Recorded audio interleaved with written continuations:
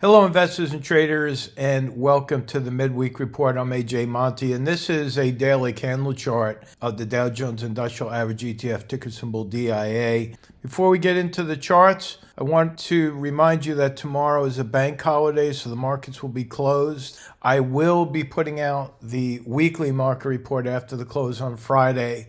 And as a result of the market being closed tomorrow, I thought this would be a great opportunity to get more into the educational content that I'd like to provide to our viewers. And today's topic is going to be the moving average crossover. This is a method that was introduced to me by the Zen of market timers. That was Jim Rawbach. Back in the day, he was the #1 stock picker. And when I had asked him what his secret was, he absolutely told me. He said, I used the 20-period moving average. When a stock closes above the moving average, I buy it. And when it closes below the moving average, I sell it. So what I'd like to do is just give you an idea what that looks like using DIA. You'll see here today, we are flirting with that 20-period moving average. That 20-period moving average is 424.26. We're currently trading 423.45. We still have about 15 minutes before the market closes. And if it does close below that 20-period moving average, that will be taken as a bearish signal. If you go back and look at some of the times when it closed above the moving average, you could see right here, we had a close over the moving average. And what happened? It continued to go higher and it stayed over that 20-period moving average.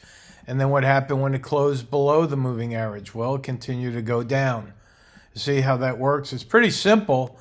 And a lot of traders, whether they be equity traders, futures traders, or option traders, use this method, and it's very popular. Again, it's not rocket science. It takes a little practice to recognize the signals on the charts. And you can see back here, we had a close over the 20-period moving average. And what happened? It continued to go up. Now, this is a candle. It's a green candle.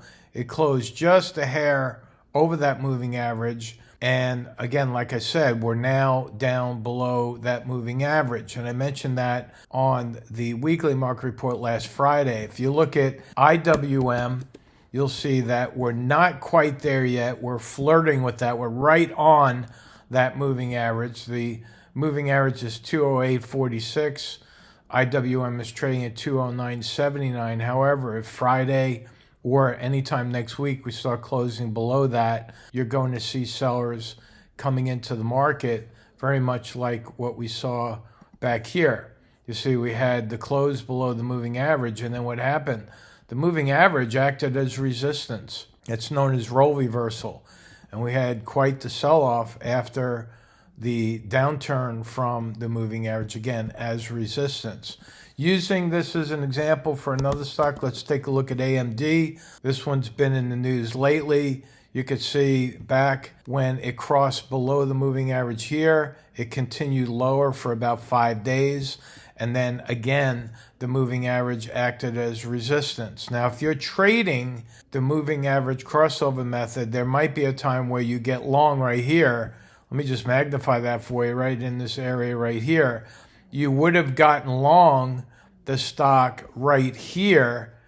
And if you were not trailing your stop up, you would have gotten stopped out or closed the position at a small loss on the close below the moving average. So what I've done is I've taken Jim Rawbach's method as an entry strategy. So in other words, you buy it when it closes over the moving average, trail your stop up, and wait for bearish candles. Right here, this was a hanging man candle. So you might have gotten out on that day 15 minutes before the close. Now, if you have the Thinkorswim platform that I have here, you'll see that you could easily set your charts to show the moving average crossover. They have that in place here. Now, what I've done is I've renamed that screen the Jim Rawbach method, right? So here's, we're looking again at DIA, and I'll go back to AMD and look at what we're talking about here.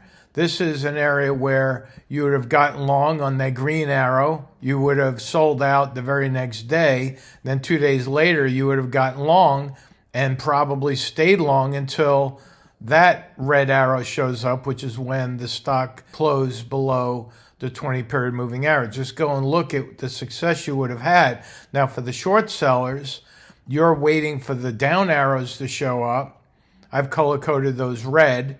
And so there's a day you would have shorted the market, and you may have covered your short down on that green arrow down here.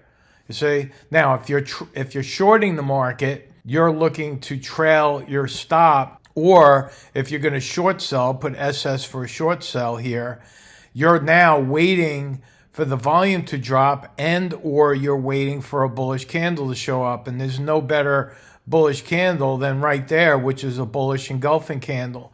So again, you would have shorted the stock right there on the close below the moving average. You would have covered your shorts for a nice profit right there. Now, again, if you have the Thinkorswim platform, come over to StickyTrades, send us an email, and I could actually share this layout with you. It's very easy for the Thinkorswim users because I could just click share and copy this link, and we could send that to you, and then you could load it right up on your platform so you don't have to hunt or peck and search for that Jim Rohrbach method, up-down arrows, right? So again, looking at what we have here in most recent time, there's your green arrow, closed over the 20-period moving average. This did not close below the moving average. If it had done that, you would have had a red arrow. But look, recently, red arrow, red arrow, and we're now down below that moving average. To repeat, because I'm a big fan of repetition being the best teacher, if we look at AMD, what do we have here? Up arrow, you might have made a little bit of money right there, very small amount, mind you. Here you had another down arrow, here up arrow, down arrow, and then you had a big up arrow here. So even if you got whipsawed out of the market on these very quick up and down moves over that moving average, you would have lost a little money here, you would have lost money here, you would have made a little bit of money here, right? You would have made from the breakout over the moving average here to that bearish candle here. You would have made a lot more money here and more than made back any of the small losses that you had incurred here. You see that? So it's a very simple method for trading. You don't have to look at oscillators. You don't really have to know too much about technical analysis. All you have to know is when it's closing over the moving average or when it's closing below the moving average. And when you have the platform set up with their advanced technology to tell you green arrow buy, red arrow sell, it makes it a lot easier. I'm going to just throw in Bitcoin, being that I talked about that last week. Look what's happening to Bitcoin. You got another red arrow here yesterday, and we are still closing today below that 20-period moving average. And so Bitcoin is looking much more bearish than bullish. But if you practice the Jim Rohrbach method, the moving average crossover method, I think you're going to have one of those aha moments thinking, why in the world didn't I learn this years ago? Well, it's not too late. If you start now using the Jim Rohrbach method, the moving average crossover method, you could apply this to any stock, any commodity, any cryptocurrency, and you could have a good time of it. So remember, when I show our members how to trade, whether it be using the oscillators, the candle patterns, the 7-point trading checklist, I always tell them that risk management is your number one priority. You have to learn how to manage risk. We teach the 1% rule for managing risk at StickyTrades. Come on over. You have a 15-day trial to learn all that. You can learn a lot in 2 weeks by just plugging into our webinars and the recordings of those webinars. So that is it for now. Tonight, we have the rapid fire stock analysis session. For 1 hour, I'm going to analyze 50 stocks, put my price targets on there, and then on Friday, I'll be back analyzing the markets for you and teaching you trading strategies. So you have a good rest of the day, and we'll talk to you on Friday. So long.